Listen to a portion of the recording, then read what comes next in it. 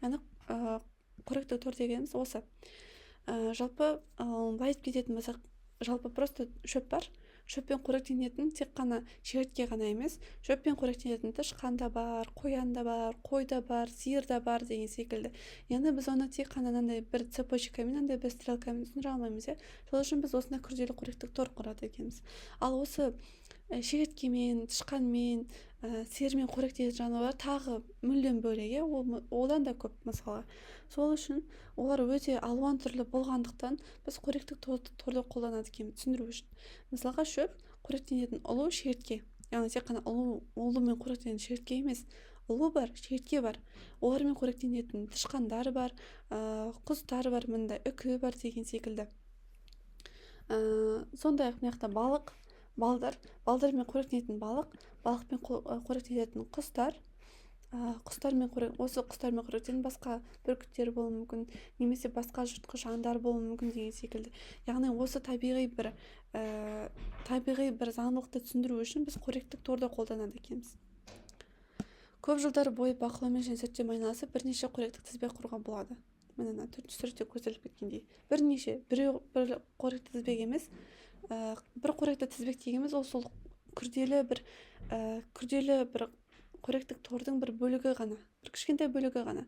А сол қоректік тізбектердің біріккен тобын біз қоректік тор деп атайды екенбіз, иә? Айырмашылық осы жерде ғана. Демек, оларды қоректік тордың орны ескерілмеген. Яғни жалпы ғылыми зерттеулер жүргізу белгілі бір жердің қоректік тізбегін жан-жақты құрастыру мүмкін емес. Ғалымдар бүгінгі күнге дейін ағзалардың жаңа түрлерін ашуды жалғастыруда, демек олардың қоректік тордағы орны ескерілмеген. иә, жаңа бір тіршілік иесі ашылған сайын күрделі бір қоректік тор күрделене береді. 1938 жылы қазақстандық ғалым Селевин Қазақстан үшін эндемик түр жалманды таныстырды. Яғни эндемик түр дегеніміз тек осы Қазақстанның аумағында ғана мекендейтін тышқан түрі, осы жалман деп аталады. Жалман өте сирек кездесетін үй тышқанына ұқсас кішкентай ғана аң. Бізге жеткен ең жиілігі реликтілік түрі. Яғни реликтілік дегеніміз сирек кездесетін түрі. Оңтүстік шығыс Қазақстанның жергілікті түрі эндемигі болып есептеледі. Яғни ол оңтүстік Қазақстанда ғана мекендейді деп тұр бізге. Сондай мән береді екен. Мына тышқанды қарасаңыздар, андай сүйкімді бір тышқан, жалман. Яғни осы қоректік тізбек бағана айткендей, мына продуценттер автотрофты жануарлар, яғни олар энергияны бір орында тұрып, күннің көзі арқылы, фотосинтез арқылы алады. Және сонымен қоректенетін бірінші реттік ол растительные, яғни травоядные животные, осы өсімдікпен қоректенетін жануарлар. Олармен қоректенетін жыртқыш аңдарды біз екінші реттік консумент деп атаймыз. Арыстан, үкі, түлкі деген секілді. Және осы бүкіл ағзалар күз кезінде шөптер шірейді жаңбырның әсерінен, жануарлар белгілі дәрежеде өледі деген секілді. Сол кезде оның қалдықтарымен қоректенетін осы редуценттерді айтып өткенбіз. Редуценттерге біз бактериялар жатқызамыз. Сондай-ақ осындай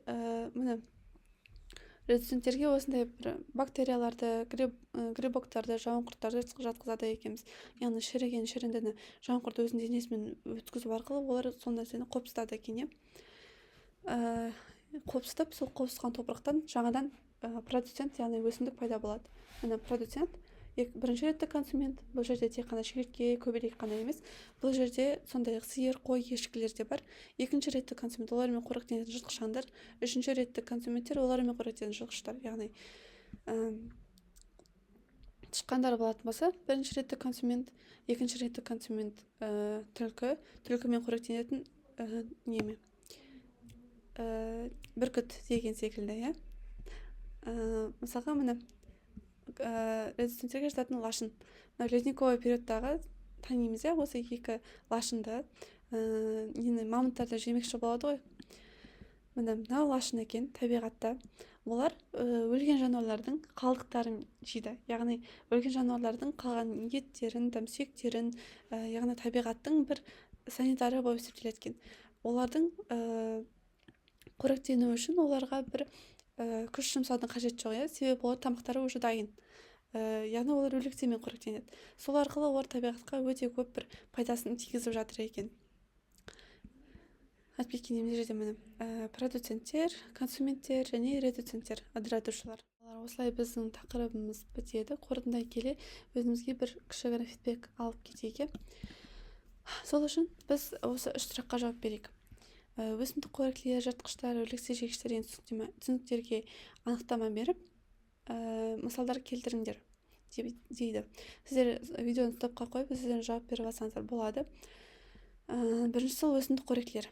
Яғни өсімдікпен қоректелетін не нәрселер бар. Мысалға, біз бір ғана қоректік тізбекті емес, екі қоректік тізбекті алайық. Біріншісі ол жәндіктерді алайық, мысалы шертке деген секілді.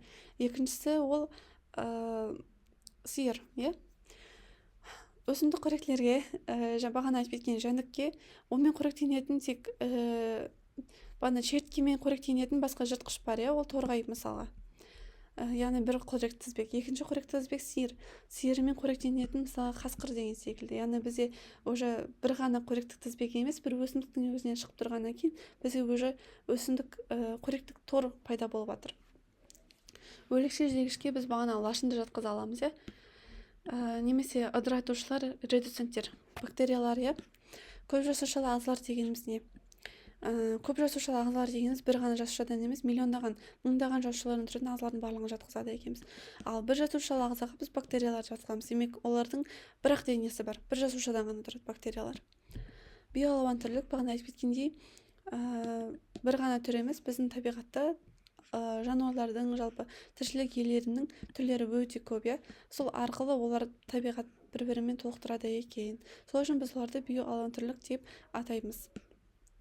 Яғни айтып кеткендей, бағана өсімдікпен қоректенетін қана бір ғана шертке емес, өсімдікпен қоректенетін жануарлардың сандары өте көп деген секілді. Яғни ол биоалуантүрлілікті бізге береді екен. Осылай біздің тақырыбымыз аяқталды. Сіздерге түсінікті болды деген ойдамын.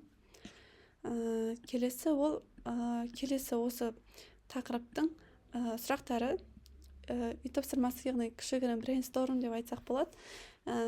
Осы сұрақтарға келесі тақырыпқа өздеріңіз үшін сұрақтарға жауап беріп дайындап келсеңіздер болады. Бірінші сұрақ: бәсекелестіктің туындау себептерін атаңдар. Біз бұл сұраққа осы тақырыптың ішінде жауап беріп кеткен болатынбыз. Жануарлардың арасында бәсекелестік не себепті туындайды? Екінші сұрақ: неліктен табиғатта жеке қоректік тізбектер емес, қоректік торлар түзілетінін түсіндіріңдер. Яғни біз айтып кеттік қой, табиғатты біз тек бір ғана қоректік тізбекпен түсіндіре алмаймыз. Бір түсіндіру үшін, яғни анықтау үшін, тіршілік пирамидасын анықтау үшін біз қоректік торды түзуіміз керек. Яғни қоректік тор ол бірнеше қоректік тізбектің топтамасы, біріктірілген түрі.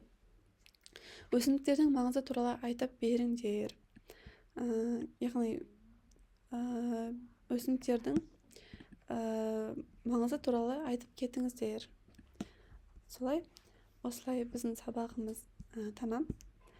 Сіздерге түсінікті болды деген ойдамын. Назарларыңызға рахмет. Сау болыңыздар.